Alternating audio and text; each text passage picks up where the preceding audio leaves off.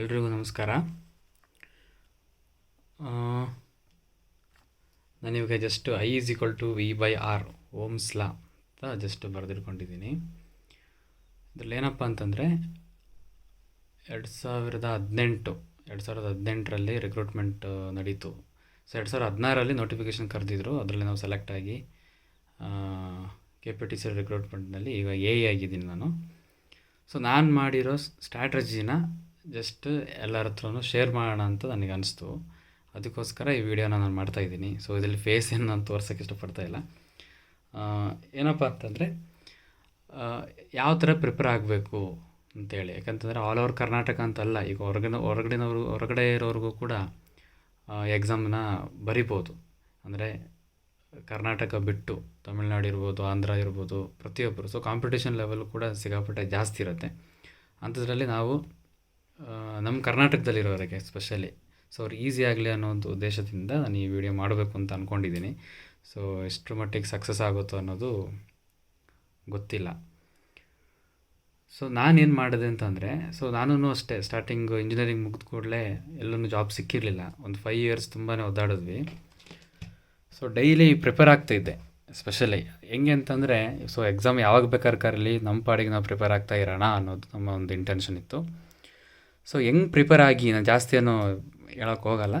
So ನೀವು ಯಾವ ಥರ ಪ್ರಿಪೇರ್ ಆಗಬೇಕು ಅಂತಂದರೆ, ಸೊ ಯೂಟ್ಯೂಬಲ್ಲಿ ನಿಮ್ಗೆ ತುಂಬಾ ವೀಡಿಯೋಸ್ ಸಿಗುತ್ತೆ. ತುಂಬ ಅಂದರೆ ತುಂಬ. ನೀವು ಜಸ್ಟ್ MCQ ಅಂತ ಸರ್ಚ್ ಮಾಡಿದ್ರೆ ಸಾಕು. ಎಲೆಕ್ಟ್ರಿಕಲ್ MCQs ಅಂತ ಹೊಡೆದ್ರೆ ತುಂಬ ವೀಡಿಯೋ ಲಿಂಕ್ಸ್ ನಿಮಗೆ ಓಪನ್ ಆಗುತ್ತೆ. ಎಸ್ಪೆಷಲಿ RK ರಜಪೂತ್ ಅಂತ ವೀಡಿಯೋಸ್ ಬರುತ್ತೆ. ಅದೇ ಥರನೇ ಆಮೇಲೆ ನಮಗೆ ಬೇರೆ ಬೇರೆ ಆ್ಯಪ್ಸ್ಗಳು ಇದೆ. ಎಸ್ಪೆಷಲಿ ಈಗ ಇಂಡಿಯಾ ವಿಕ್ಸ್ ಅಂತ ಇದೆ. ಕೆಲವೊಂದು ಎಕ್ಸಾಮ್ಸಲ್ಲೆಲ್ಲ repeated questions same to same repeat ಆಗುತ್ತೆ. ಸೊ ಅದನ್ನು ನಾವು ನೆಗ್ಲೆಕ್ಟ್ ಮಾಡೋ ಅವಶ್ಯಕತೆ ಇಲ್ಲ. ನಾವೇನೋ ಎಕ್ಸ್ಟ್ರಾಡಿನರಿಯಾಗಿ ಏನೆಲ್ಲೋ ತಿಳ್ಕೊಳಕ್ಕೆ ಟ್ರೈ ಮಾಡ್ತೀವಿ.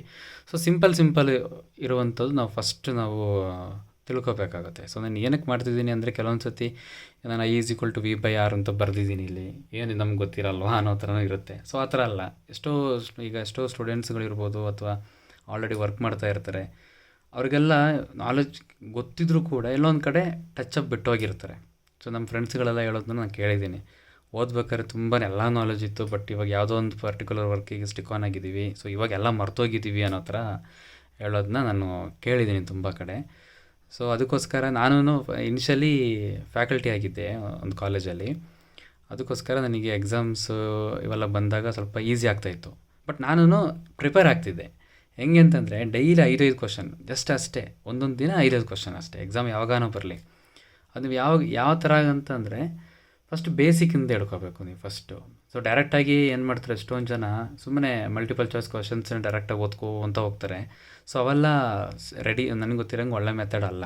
ಫಸ್ಟ್ ನೀವೇನು ಮಾಡಬೇಕು, ಬೇಸಿಕ್ ಎಲೆಕ್ಟ್ರಿಕಲ್ಸ್ ಬುಕ್ಸು ಸಿಗುತ್ತಲ್ವಾ. ಸೊ ಯಾವುದನ್ನ ಈಗ ಡಿಪ್ಲೊಮಾ ಸಿಲೆಬಸ್ ಇರ್ಬೋದು ಅಥವಾ ಇಂಜಿನಿಯರಿಂಗ್ ಸಿಲೆಬಸ್ ಇರ್ಬೋದು, ಯಾವುದಾದ್ರೂ ನಿಮ್ಗೆ ಯಾವ್ದು ಕನ್ವೀನಿಯೆಂಟ್ ಅನ್ಸಾರೆ. ಫಾರ್ ಎಕ್ಸಾಂಪಲ್, ಕೆಲವರಿಗೆ ಬಕ್ಷಿ ಬುಕ್ ಅಂತ ಹೇಳಿದ್ರೆ ಖುಷಿ ಆಗುತ್ತೆ. ಇನ್ನು ಕೆಲವರಿಗೆ ಒಂದೊಂದು ಆ ಥರ ಒಬ್ಬೊಬ್ರಿಗೆ ಇಷ್ಟ ಆಗುತ್ತೆ. ಸೊ ನಿಮ್ಗೆ ಯಾವ ಬುಕ್ ಕನ್ವೀನಿಯೆಂಟ್ ಅನಿಸುತ್ತೋ ಆ ಬುಕ್ ತಗೊಂಬಿಟ್ಟು ಫಸ್ಟ್ ನೀವು ಥಿಯರಿ ಓದಿ ಜಸ್ಟ್ ಗೋ ಥ್ರೂ ದ್ಯಾಟ್ ಅಷ್ಟೇ. ಒಂದು ಸತಿ ನೀವು ಥಿಯರಿ ಓದಬೇಕು. ಥಿಯರಿ ಓದಿ ಆದಮೇಲೆ ಆ ಟಾಪಿಕ್ದು ಏನು ನೀವು ಮಲ್ಟಿಪಲ್ ಚಾಯ್ಸ್ ಕ್ವಶನ್ಸ್ ಬರುತ್ತೋ, ಈಗ ಫಾರ್ ಎಕ್ಸಾಂಪಲ್ ನೀವು ಬೇಸಿಕ್ ಎಲೆಕ್ಟ್ರಿಕಲ್ ಅಂತ ಒಂದು ಚಾಪ್ಟರ್ ಓದಿರ್ತೀರ ಅಂದ್ಕೊಳ್ಳಿ. ಅದರಲ್ಲಿ ನಿಮಗೆ ಸ್ಟಾರ್ಟಿಂಗ್ ಬರೋದೇ ಓಮ್ಸ್ ಲಾದಿಂದ ಸ್ಟಾರ್ಟ್ ಆಗುತ್ತೆ. ಓಮ್ಸ್ ಲಾ ಅಂದ್ರೇನು, ರೆಸಿಸ್ಟೆನ್ಸು, ಆಮೇಲೆ ಕರೆಂಟ್ ಅಂದ್ರೇನು, ವೋಲ್ಟೇಜ್ ಅಂದ್ರೇನು, ರೆಸಿಸ್ಟೆನ್ಸ್ ಅಂದ್ರೇನು, ಈ ಥರ ಸ್ಟಾರ್ಟ್ ಆಗುತ್ತೆ. ಅಲ್ಲಿಂದನೇ ಹೋಗಿ. ನಮಗೆ ಅದು ಗೊತ್ತು ಅಂತ ಹೇಳ್ಬಿಟ್ಟು ನಾವು ಬಿಡೋದಲ್ಲ. ಒಂದೊಂದು ಸತಿ ನಮಗೆ ಗೊತ್ತಿರೋ ಟಾಪಿಕೆಲ್ಲ ಕೆಲವೊಂದು ಸತಿ ಜಸ್ಟ್ ನಾನು ಎಷ್ಟೊಂದು ಸತಿ ನೋಡಿದ್ದೀನಿ, ಸುಮ್ಮನೆ ಯೂನಿಟ್ಸ್ ಕೇಳಿರ್ತಾರೆ, ನಮಗೆ ಗೊತ್ತೇ ಆಗೋಲ್ಲ. ನಮಗೆ what is the unit of current ಅಂತ ಕೇಳಿದ ತಕ್ಷಣ ನಮಗೆ ಆ್ಯಮ್ಸ್ ಅಂತ ಒಂದು ಗೊತ್ತಿರುತ್ತೆ. ಇನ್ನು ಬೇರೆ ಏನಾದರೂ ಇದೆಯಾ ಅನ್ನೋದನ್ನು ನೀವು ಸರ್ಚ್ ಮಾಡಬೇಕು. ಸೊ ಒಂದು I = V/R ಅಂತ ಒಂದು ಫಾರ್ಮುಲಾ ಹಾಕಿದ ಕೂಡಲೇ ಇದರಲ್ಲಿ ನೀವು ಬೇರೆ ಏನೇನು ಕ್ರಿಯೇಟ್ ಮಾಡ್ಕೋಬೋದು ಅನ್ನೋದನ್ನ ಕೂಡ ನೀವು ಥಿಂಕ್ ಮಾಡಬೇಕಾಗತ್ತೆ.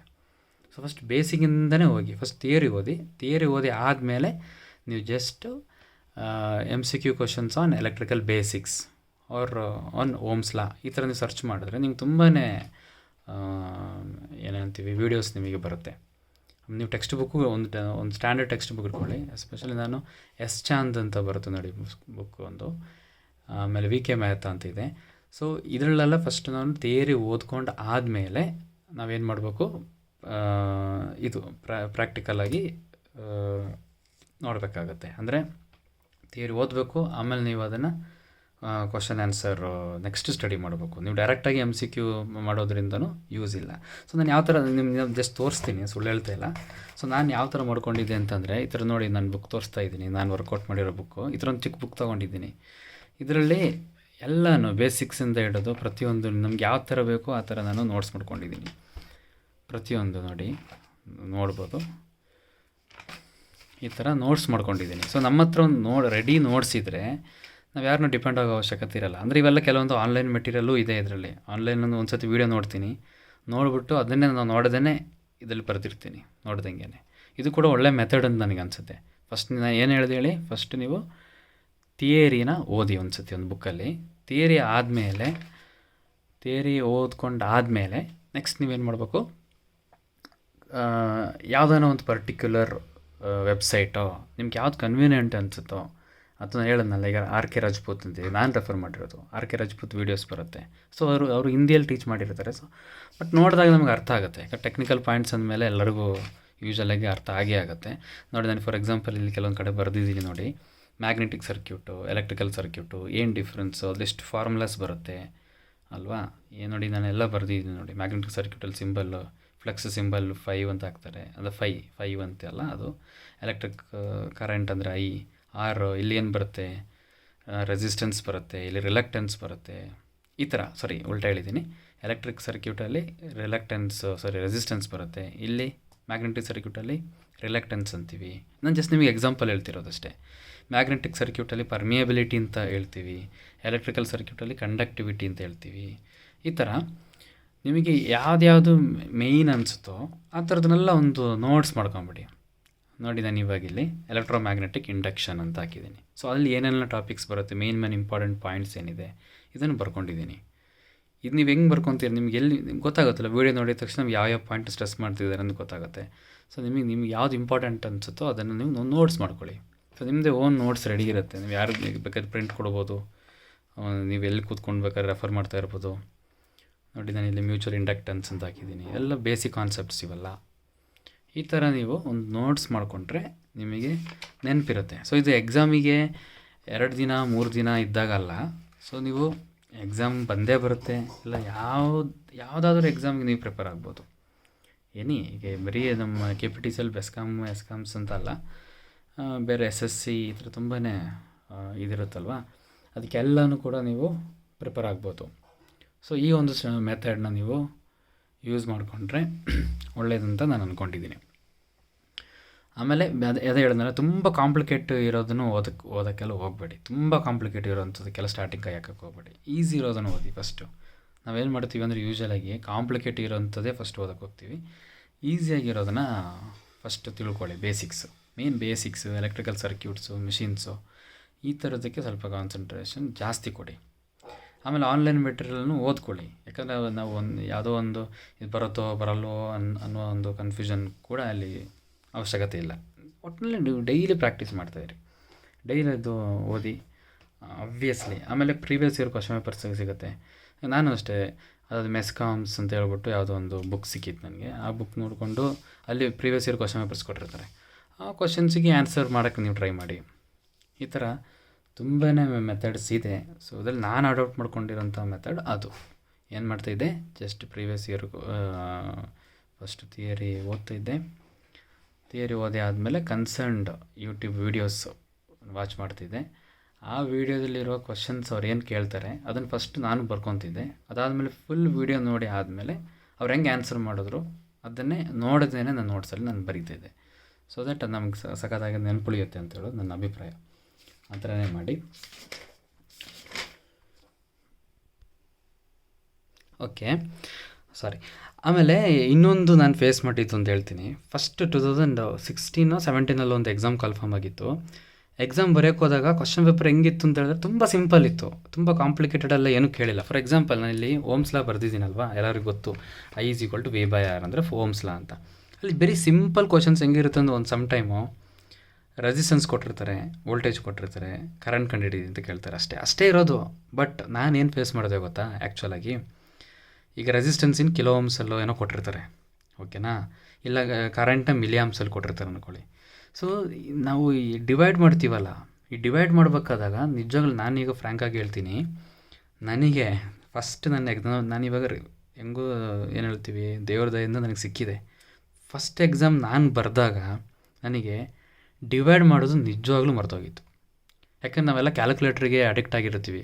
ಇಂಜಿನಿಯರಿಂಗಲ್ಲೂ ಅಷ್ಟೇ, ನಾವು 5/2 ಅಂತ ಹೇಳಿದ್ರೆ ಒಂದು ಸ್ವಲ್ಪ ಕನ್ಫರ್ಮೇಷನ್ಗೋಸ್ಕರ ಗೊತ್ತಿರುತ್ತೆ ನಮಗೆ 2.5 ಬರುತ್ತೆ ಅಂತ ಹೇಳಿದ್ವಿ.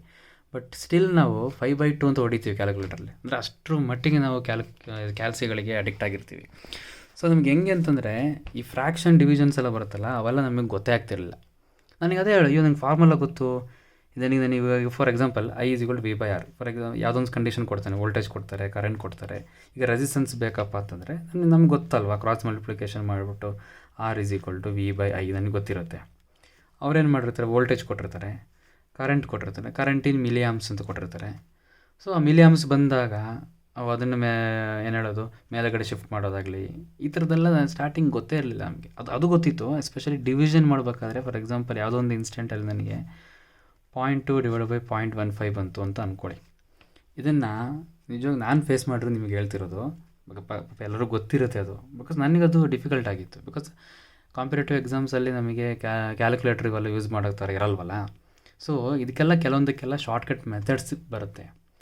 ಸೊ ಹೆಂಗೆ ಡಿವಿಷನ್ ಮಾಡ್ಬೋದು ಈಸಿಯಾಗಿ, so how to shift the points, ಇದೆಲ್ಲ ಬರುತ್ತಲ್ಲ. ಇದಕ್ಕೆಲ್ಲ ಇದನ್ನು ಆವಾಗ ನಾನು ಫೇಲ್ ಆಗಿಬಿಟ್ಟೆ ಫಸ್ಟ್ ಎಕ್ಸಾಮಲ್ಲಿ. ಸೊ ನೆಕ್ಸ್ಟ್ ಬಂದಾಗ ಏನು ಮಾಡಿದ್ದೀನಿ ಅಂದರೆ, ಇದನ್ನು ಸರ್ಚ್ ಮಾಡಿದ್ದೀನಿ ರೀ ನಾನು ಯೂಟ್ಯೂಬಲ್ಲಿ ಸರ್ಚ್ ಮಾಡಿ ಹೆಂಗಪ್ಪ ಇದು ಪಾಯಿಂಟ್ ಶಿಫ್ಟ್ ಮಾಡಿ ಹೆಂಗೆ ಡಿವೈಡ್ ಮಾಡೋದು, ಈ ಥರ ಎಲ್ಲ ಥಿಂಕ್ ಮಾಡಿದ್ದೀನಿ.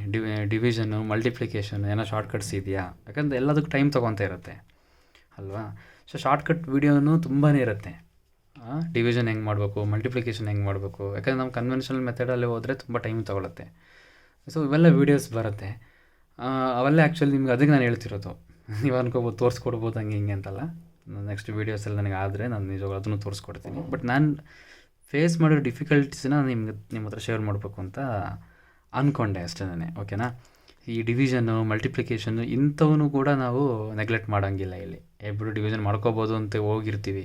ಬಟ್ ಅಲ್ಲಿ ಡಿವಿಷನ್ ಕೂತ್ಕೊಂಡಾಗ ನಿಜವಾಗ್ಲೂ ನಾವು ಇಂಜಿನಿಯರಿಂಗೇ ಮಾಡಿರ್ತೀವಿ ಅಂದ್ಕೊಳ್ಳಿ, ಬಟ್ ಸ್ಟಿಲ್ ನಾವಲ್ಲಿ ಎಕ್ಸಾಮ್ ಆ ಒಂದು ಪ್ರೆಷರಲ್ಲೇ ಒಂದೊಂದು ಸತಿ ನಾವು ಡಿವಿಷನ್ ಮಾಡ್ಬೇಕಾದ್ರೆ, ಮಲ್ಟಿಪ್ಲಿಕೇಶನ್ ಮಾಡ್ಬೇಕಾದ್ರೆ ಮಿಸ್ಟೇಕ್ಸ್ ಮಾಡ್ತೀವಿ.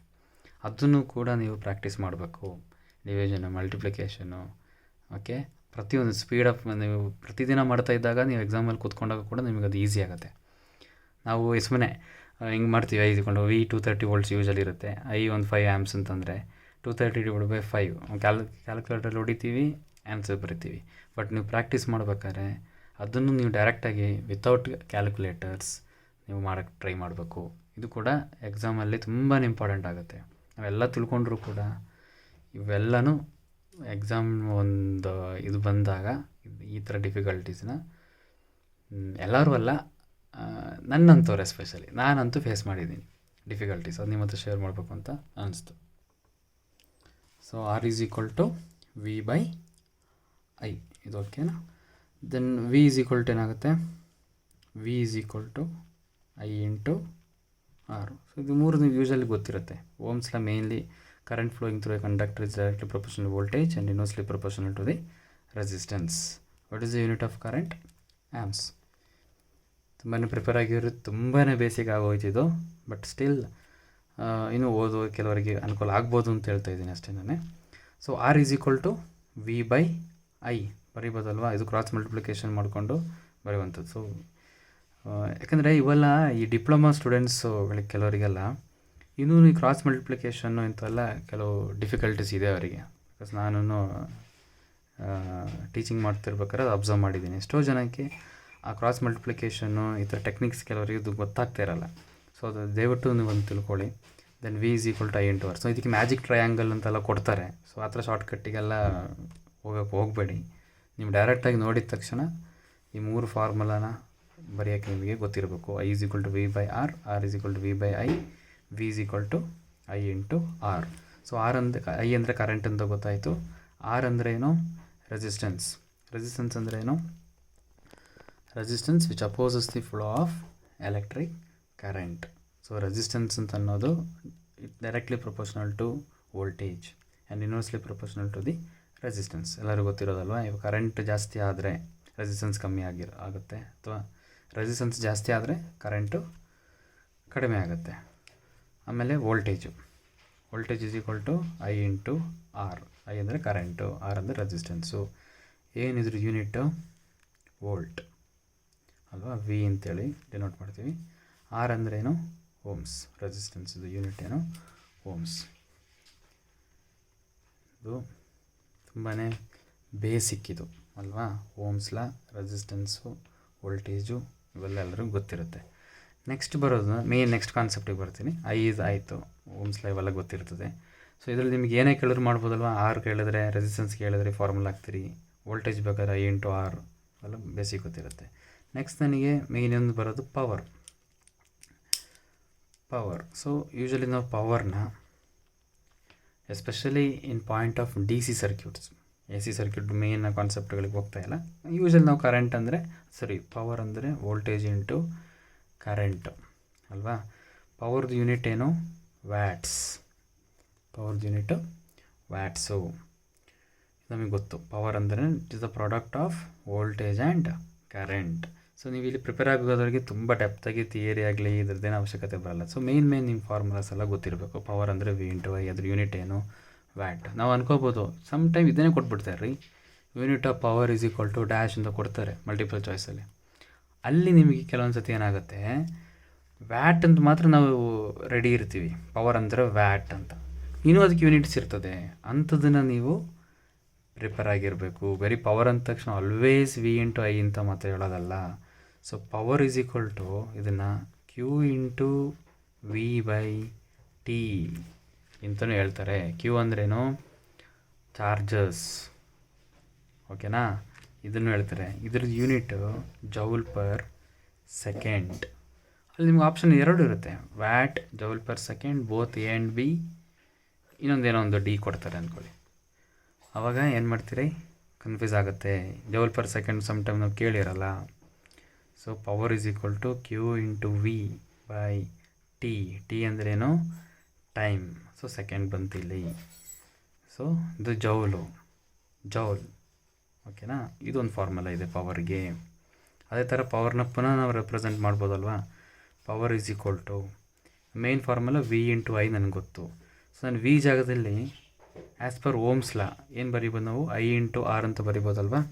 V ಜಾಗದಲ್ಲಿ from Ohm's law we can write V as I into R. So I into R ಬರದೆ ಇಂಟು ಆರ್. ಇದು ಫೈನಲ್ ಇದೇನಾಗುತ್ತೆ ಹೇಳಿ, ಏನಾಗುತ್ತೆ ಇದು finally power is equal to V ಅಂತ ಹೇಳಿದ್ರೆ ನಾನು I ಇಂಟು ಆರ್ ಅಂತ ಬರದೆ ಅಲ್ವಾ, ಇಂಟು ಇಲ್ಲಿ ಏನು ಉಳಿತು ಇಲ್ಲಿ, ಇಲ್ಲಿ I ಬರಬೇಕು. Power is equal to V into I ಅಲ್ವಾ. V ಜಾಗದಲ್ಲಿ I can write I into R ಬರದೆ ನೋಡಿ, I ಇಂಟು ಆರ್ ಇಂಟು ಈ I as it is, I into I square. So power is equal to therefore power is equal to I square into R ಅಂತ ಬರಿಬೋದು. So ಇಲ್ಲಿ ನಾವು ಒಂದು exam ಬರೀಬೇಕಾದ್ರೆ ಒಂದು question ಕೇಳ್ತಾರೆ. ಹೆಂಗೆ ಅಂತಂದರೆ, ಅವರು ನಿಮಗೆ ರೆಸಿಸ್ಟೆನ್ಸು ಕೊಡ್ತಾರೆ, ಪವರು ಕೊಡ್ತಾರೆ, ಕ್ಯಾಲ್ಕುಲೇಟ್ I ಅಂತ ಕೇಳ್ತಾರೆ. ಸೊ ಯೂಶ್ವಲಿ ನಮಗೆ ಇಲ್ಲಿ I ಬೇಕು ಅಂತಂದರೆ ಹೇಳೋದು ಅರ್ಥ ಆಗ್ತಾಯಿದೆ ಅಲ್ವಾ. ಒಂದು ಸ್ಟೇಟ್ಮೆಂಟ್ ಕೊಡ್ತಾರೆ, ಸ್ಟೇಟ್ಮೆಂಟಲ್ಲಿ ಪವರ್ ವ್ಯಾಲ್ಯೂ ಕೊಡ್ತಾರೆ. ಅಂದರೆ ಇಷ್ಟು ವ್ಯಾಟು ಅವ್ರು ಇಷ್ಟು ಕಿಲೋ ವ್ಯಾಟ್ ಅಂತ ಕೊಡ್ತಾರೆ. ಇಷ್ಟು ಕಿಲೋ ವ್ಯಾಟ್ ಇದೆ, resistance of the load is equal to 10 ohms 20 ohms ಈ ಥರ ಕೇಳ್ತಾರೆ. What is the value of current ಅಂತ ಕೇಳ್ತಾರೆ. ಸೊ ಇಲ್ಲಿ ನಾವು ಏನು ಡಿಫಿಕಲ್ಟಿ ಫೇಸ್ ಮಾಡಿದೆ ಗೊತ್ತಾ, ನಾನು ಆ ಥರ ಕೇಳಿದಾಗ ಇಲ್ಲಿ ನಿಮ್ಗೆ ಗೊತ್ತಲ್ಲ ಸ್ಕ್ವಯರ್ ರೂಟ್ ಬರುತ್ತಲ್ವಾ. ಇದೇನಾಗುತ್ತೆ, ಇದು I square into R is ಈಗೇನಾಗುತ್ತೆ, I square is equal to P/R ಆಗುತ್ತೆ. ಸೊ P ಕೊಟ್ಟಿರ್ತಾನೆ, ಆರ್ ಕೊಟ್ಟಿರ್ತಾರೆ. So I is equal to ಏನಾಗುತ್ತೆ ಹೇಳಿ, ಅವಾಗ ಸ್ಕ್ವಯರ್ ರೂಟ್ ಆಫ್ P/R ಆಗುತ್ತೆ. ಇಲ್ಲಿ ನಿಮಗೆ ಸ್ಕ್ವಯರ್ ರೂಟ್ ಗೊತ್ತಿರಬೇಕು. ಇಲ್ಲೇನೋ ಪರ್ಫೆಕ್ಟ್ ಇದು ಬಂದರೆ, ಈಗ 25 ಬಂದರೆ ಓಕೆ 5 ಆಮ್ಸ್ನ ಬರೆದುಬಿಡ್ತೀರಿ. ಅಲ್ಲಿ ನಿಮಗೆ 2.5 ಬಂತು ಅಂತ ಅಂದ್ಕೊಳ್ಳಿ. ಇವಾಗ I ವ್ಯಾಲ್ಯೂ ಕ್ಯಾಲ್ಕುಲೇಟ್ ಮಾಡಿದಾಗ ಸ್ಕ್ವಯರ್ ರೂಟ್ ಆಫ್ 2.5 ಬಂತು ಅಂತ ಅಂದ್ಕೊಳ್ಳಿ. ಇದು ನಿಮಗೆ ಮಾಡೋಕ್ಕೆ ಡಿಫಿಕಲ್ಟ್ ಆಗುತ್ತೆ ಸಮ್ ಟೈಮ್ ವಿತೌಟ್ ಕ್ಯಾಲ್ಕುಲೇಟರು. ಇಂಥದ್ದನ್ನು ಶಾರ್ಟ್ಕಟ್ ಮ್ಯಾಥಮೆಟಿಕ್ಸಲ್ಲಿ ಯೂಟ್ಯೂಬ್ ವೀಡಿಯೋಸಲ್ಲಿ ಇದನ್ನು ಹೇಳ್ಕೊಡ್ತಾರೆ. ಇದನ್ನು ಪ್ರಾಕ್ಟೀಸ್ ಮಾಡಿ. ಅರ್ಥ ಆಯ್ತಲ್ವಾ. Square root of 2.5, square root of 25 ಅಂತ ಕೇಳಿದ ಕೂಡಲೇ ನಾವೇನು ಮಾಡ್ತೀವಿ, 5 ಅಂತ ಹೇಳ್ಬಿಟ್ಟು ಬರಿತೀವಿ. ನಮಗಿದು ಗೊತ್ತಿಲ್ಲ. √17, √18 ಈ ಥರ ಬಂದಾಗ ಟೈಮ್ ನಾವು ಸ್ಟ್ರಗಲ್ ಪಡ್ತೀವಿ, ಇಮ್ಮಿಡಿಯೇಟ್ ಆನ್ಸರ್ ಮಾಡೋಕ್ಕಾಗಲ್ಲ. ಇಂಥದನ್ನು ನೀವು ಪ್ರಾಕ್ಟೀಸ್ ಮಾಡ್ಕೊಳ್ಳಿ. ಎಲ್ಲದಕ್ಕೂ ನಿಮಗೆ ವೀಡಿಯೋ ಸಿಗುತ್ತೆ. ಶಾರ್ಟ್ಕಟ್ ಮ್ಯಾಥಮೆಟಿಕ್ಸ್ ಅಂತ ವೀಡಿಯೋ ಲಿಂಕ್ ಹೊಡೀರಿ, ಇಂಥದನ್ನು ಫಸ್ಟ್ ಕಲೀರಿ. ಇದೆಲ್ಲ ಡಿಫಿಕಲ್ಟೀಸ್. ಪವರ್ I² R ಅಂತ ಬರಿತೀನಿ. I² P/R ಅಂತ ಬರೆದ್ವಿ. I ಅಗೈನ್ √V/R ಆಯಿತು. ಸೊ P ವ್ಯಾಲ್ಯೂ ಗೊತ್ತಿರುತ್ತೆ, R ವ್ಯಾಲ್ಯೂ ಗೊತ್ತಿರುತ್ತೆ. ಸ್ಕ್ವೇರ್ ರೂಟ್ ನಮಗೆ ಇಮ್ಮಿಡಿಯೇಟ್ ಆನ್ಸರ್ ಮಾಡೋಕ್ಕೆ ಗೊತ್ತಾಗಲ್ಲ. ಆವಾಗ ನಾವೇನು ಮಾಡಬೇಕು, ಅಗೇನ್ ಯೂಟ್ಯೂಬಲ್ಲಿ ನೀವು ಶಾರ್ಟ್ಕಟ್ ವೀಡಿಯೋಸನ್ನ ಪ್ರಾಕ್ಟೀಸ್ ಮಾಡಬೇಕಾಗತ್ತೆ. ಆಮೇಲೆ ಅದೇ ಥರ ಪವರ್ I² R ಬರೋದಿವಲ್ವಾ, ನಾವಿಲ್ಲಿ ಯಾವುದಕ್ಕೆ ಸಬ್ಸ್ಟಿಟ್ಯೂಟ್ ಮಾಡಿರೋದು, V ಜಾಗಕ್ಕೆ ಸಬ್ಸ್ಟಿಟ್ಯೂಟ್ ಮಾಡಿದ್ವಿ. Basic formula power V × I. ಇವಾಗ I ಜಾಗಕ್ಕೆ ನೀವು ಓಮ್ಸ್ ಲಾನ ಅಪ್ಲೈ ಮಾಡಿ. ಆವಾಗ ಏನಾಗುತ್ತೆ, power same formula V as it is ಬರದೆ I ನಾವೇನು ಬರಿಬೋದು, I V/R ಬರಿಬೋದು. V/R. So V × V²/R. So ಪವರ್ನ ನಾವು V²/R ಅಂತಲೂ ಬರಿಬೋದು. ಎಷ್ಟು ಫಾರ್ಮುಲಾ ಐತೆ ನೋಡಿ.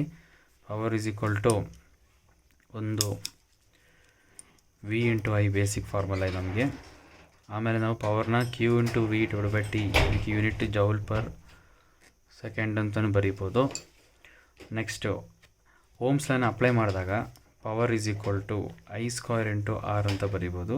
ಪವರ್ V²/R ಅಂತಲೂ ಬರಿಬೋದು. ಸೊ ಇದೆಲ್ಲ ನಾವು ಅಪ್ಲೈ ಮಾಡ್ತೀವಿ.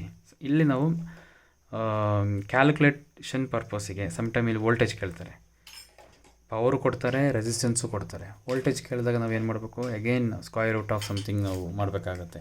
ಸೊ ಅಲ್ಲಿ ನಿಮಗೆ ಶಾರ್ಟ್ಕಟ್ ಮ್ಯಾಥಮೆಟಿಕ್ಸು ಕೂಡ ಗೊತ್ತಿರಬೇಕಾಗತ್ತೆ.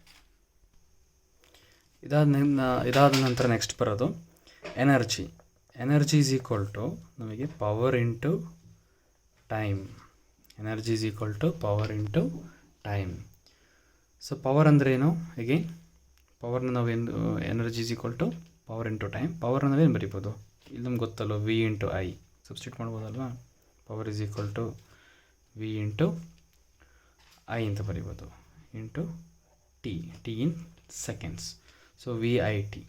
So energy it is the product of ಏನು ಹೇಳೋದು, ಪವರ್ ಇಂಟು ಟೈಮ್. ಪವರ್ ಅಂದರೆ ಏನು, ವೋಲ್ಟೇಜ್ ಇಂಟು ಕರೆಂಟ್ ಇಂಟು ಇದೊಂದು ಟೈಮ್ ಆ್ಯಡ್ ಆಗಿದೆ. ಓಕೆ, ಇವಾಗ ನಾವು ಇದನ್ನು ಎನರ್ಜಿ ಅಂತ ತೊಗೊತೀವಿ. ಸೊ ಎನರ್ಜಿಗೆ ಯೂಶ್ವಲಿ ಏನು ಬರುತ್ತೆ, ಟೈಮ್ ಬರುತ್ತೆ. Power into time. ಸೊ ಎನರ್ಜಿದು ಯೂನಿಟ್ ಏನು ಬರುತ್ತೆ ಇಲ್ಲಿ, ಜೌಲ್. ಓಕೆನಾ. ಇದು ಬಂದ್ಬಿಟ್ಟು ಮೆಕ್ಯಾನಿಕಲ್ ಯೂನಿಟ್ ಅಂತ ಕರಿತೀವಿ. ಇದಕ್ಕೆ ಎಲೆಕ್ಟ್ರಿಕಲ್ ಯೂನಿಟ್ ಬಂದ್ಬಿಟ್ಟು ನಾವು kWh ಅಂತ ಕರಿತೀವಿ, kWh. ಇದು ಗೊತ್ತಿರಬೇಕು. The unit of electrical energy is nothing but kWh. So electricity ಬಿಲ್ಲಲ್ಲಿ ನಾವು ನೋಡ್ತೀವಲ್ವ, ಒಂದು ಯೂನಿಟ್ ಅಂದರೆ 1 kWh ಅಲ್ವಾ. 1 kWh ಇಸ್ ನಥಿಂಗ್ ಬಟ್ ಒಂದು ಯೂನಿಟ್ ಅಂತ ಕರಿತೀವಿ ಅಲ್ವಾ. 1000 ಅದು ಕೊಟ್ಟಿರ್ತಾರೆ ಎನರ್ಜಿ ಮೀಟ್ರಲ್ಲಿ, ಯೂಶಲಿ ನಾವು ನೋಡಿರ್ತೀವಿ 1000 ರೆವಲ್ಯೂಷನ್ ಪರ್ ಯೂನಿಟ್ ಅಂತ ಕೊಟ್ಟಿರ್ತಾರೆ. ಒಂದು ಯೂನಿಟಿಗೆ ಇಷ್ಟು. ಕೆಲವೊಂದು ಕಡೆ 750 ರೆವಲ್ಯೂಷನ್ ಪರ್ ಯೂನಿಟ್ ಅಂತ ಕೊಟ್ಟಿರ್ತಾರೆ. ಡಿಸ್ಕ್ ಇರೋ ಕಡೆ ಎಲ್ಲ ನೋಡಿರ್ತೀವಿ ಎನರ್ಜಿ ಮೀಟರ್ಸಲ್ಲೆಲ್ಲ. So kWh is nothing but ಇದು ಯೂನಿಟ್ ಯಾವುದಕ್ಕೆ, ಎನರ್ಜಿಗೆ. ಪುನಃ ನಾವು ಇದನ್ನು ಆಲ್ಟ್ರ್ ಮಾಡ್ತಾ ಹೋಗ್ಬೋದು ಎನರ್ಜಿನ. ಹೇಗೆ ನಾವು ಎನರ್ಜಿನ ನೋಡಿ, ಇವಾಗ V ಜಾಗದಲ್ಲಿ ಅಗೇನ್ ಓಮ್ಸ್ ಲಾ ಅಪ್ಲೈ ಮಾಡೋದಾದರೆ ವಿ ಜಾಗದಲ್ಲಿ ಹಾಕೋಬೋದು, ಇಲ್ಲ I ಜಾಗ ಹತ್ರ ಹಾಕ್ಬೋದು. V ಆ್ಯಸ್ ಇಟ್ ಇಸ್ ಬರಿತೀನಿ. I ಹೇಗೆ V/R ಅಂತ ಬರಿಬೋದು, into T which is V² V into V into ಇಲ್ಲಿ R ಬರುತ್ತಲ್ವ, ಇಂಟು T ನೋಡಿ, V²/R ಇಂಟು T ಅಂತಲೂ ಕೂಡ ಬರಿಬೋದು. ಸೊ ಒಂದೇ ಒಂದು ಫಾರ್ಮುಲಾನ ತುಂಬ ಥರ ನಾವು ಬರಿತೀವಿ. ಸೊ ಅವಾಗ ಏನಾಗುತ್ತೆ, ಟೈಮ್ ಯೂನಿಟ್ಸ್ಗಳು ಕೂಡ ಚೇಂಜ್ ಆಗುತ್ತೆ. ಸೊ ನಿಮಗೆ ಯೂಶಲಿ ಯೂನಿಟ್ ಆಫ್ ಎನರ್ಜಿ ಕೊಟ್ಬಿಟ್ಟು ಜೌಲು, kWh, ಓಕೆ, ಇನ್ನೊಂದೇನೋ ಒಂದು ಕೊಡ್ತಾರೆ.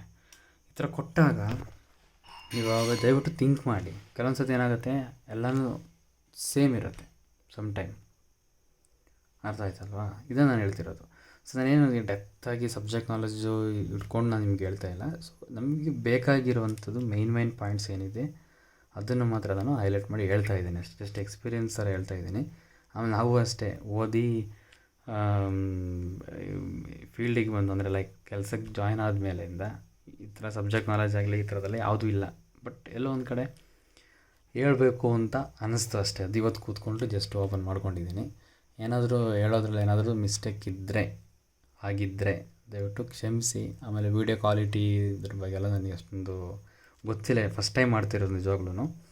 ಅದಕ್ಕೋಸ್ಕರ ಫೇಸ್ ತೋರಿಸ್ಕೊಂಡು ಮಾತಾಡೋಕ್ಕೂ ಕೂಡ ನನ್ನ ಕಾನ್ಫಿಡೆನ್ಸು ಅಷ್ಟರ ಮಟ್ಟಿಗಿಲ್ಲ.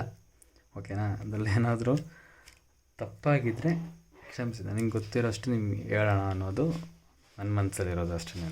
ಮೋಸ್ಟ್ಲಿ ಎಲ್ಲರೂ ಫೇಸ್ ಮಾಡಿರ್ತಾರೆ ಅಂತ ಅಂದ್ಕೊತೀನಿ ನಾನು, ಅಟ್ಲೀಸ್ಟು ಅಲ್ವಾ. ಏನೋ ರ್ಯಾಂಕ್ ಸ್ಟೂಡೆಂಟ್ಸು ಏನೋ ಅಲ್ಲ ಅಂದ್ರೂ ಕೂಡ ಎವ್ರೇಜ್ ಸ್ಟೂಡೆಂಟ್ಸಿಗೆ, ಬಿಲೋ ಎವ್ರೇಜ್ ಸ್ಟೂಡೆಂಟ್ಸಿಗೆ ಅಂಥವ್ರಿಗಾದರೂ ಇದು ಹೆಲ್ಪ್ ಆಗುತ್ತೆ ಅಂತ ನಾನು ಅಂದ್ಕೊಂಡಿದ್ದೀನಿ. Thank you.